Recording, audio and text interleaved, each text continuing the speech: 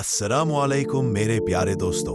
आज हम इस वीडियो में जानेंगे 5 वक्त की नमाज अदा करने के फायदे और ये हर मुसलमान पर क्यों फर्ज है। इस्लाम मजहब में 5 वक्त की नमाज सलात एक ज़रूरी इबादत है जिसे हर मुसलमान पर फर्ज किया गया है। यह केवल एक धार्मिक कर्तव्य नहीं बल्कि आत्मिक, नैतिक और सामाजिक रूप से भी बहुत फायदेमंद है। अल्लाह ताला ने कुरान में नमाज को कायम करने का हुक्म बार बार दिया है और हज़रत मोहम्मद सल्लल्लाहु अलैहि वसल्लम ने इसे इस्लाम के 5 स्तंभों में शामिल किया।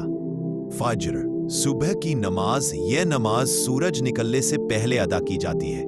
यह दिन की शुरुआत को पवित्र और सकारात्मक बनाती है। सुबह के शांत समय में अल्लाह की इबादत इंसान को आत्मिक ताजगी और मानसिक शांति प्रदान करती है। यह समय ध्यान और एकाग्रता के लिए सबसे उपयुक्त होता है। जुहर, दोपहर की नमाज। दिन के बीच में जब इंसान दुनियावी कामों में व्यस्त होता है तब जुहर की नमाज उसे अल्लाह की याद दिलाती है। यह काम और इबादत के बीच संतुलन बनाए रखने में मदद करती है। यह इस बात का प्रतीक है कि इस्लाम में इबादत और दुनिया दोनों का सामंजस्य है। असर, शाम की नमाज। असर की नमाज दिन के अंत की ओर होती है जब थकान हावी होती है। यह नमाज इंसान को फिर से ऊर्जा प्रदान करती है और दिन के बाकी वक्त को भी ईमानदारी और संयम के साथ बिताने की मोटिवेशन देती है।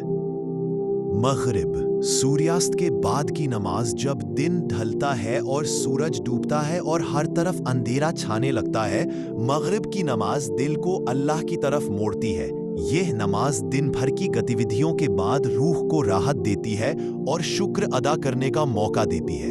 ईशा, रात की नमाज। यह दिन की आखिरी नमाज है।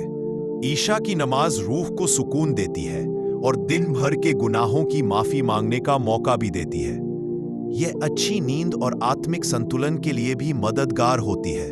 अल्लाह ने इंसान पे 5 वक्त की नमाज इसलिए फर्ज की है क्योंकि 5 वक्त की नमाज सिर्फ एक इबादत नहीं बल्कि एक पूरी जिंदगी की तरतीब है।